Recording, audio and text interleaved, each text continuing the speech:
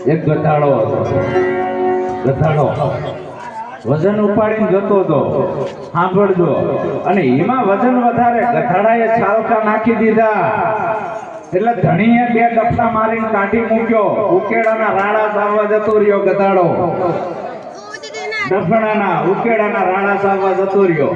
હવે એમાંથી એ બળદ નીકળો, ભર ભરેલો કેવડો.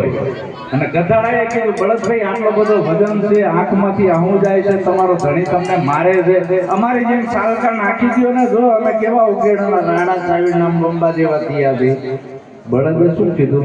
હે ગધાડા ભાઈ, તમારી માં કોણ? કે ગધાડી. તમારા બાપ કોણ? કે ગધાડો. તમારી માનો કોઈ પૂજન કરે છે કે ના? બળદે કીધું, અમે ધર્મના ધોરી છે. શંકર ભગવાનના મંદિરે પેલા અમારી પૂજા થાય અને અમારી માં ગાય છે, આખું જગત એને માં કહે છે. અમે એના છોરો છે ને, અમારાથી ઉલાળા નખાય. કદાચ આ પ્રાણ જતો રહે ને, પણ મારા ધણી ગમે એટલો વજન મારી ઉપર મૂકે પણ અમે ઉલાળા ના નાખવી. તમે ગધાડા છો, તમે નાખો.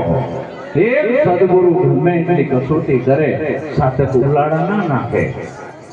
આવી જેની ખુમારી છે એનું કામ છે. ભલા મારા ભક્તિ, આ બધો મહિમા, આનું ઉજવણું ના હોય અને ઉઠમણું ના હોય, છેલ્લા શ્વાસ સુધી હોય. તો આવો મહિમા મારા વાલા સંતો ચલાવજો.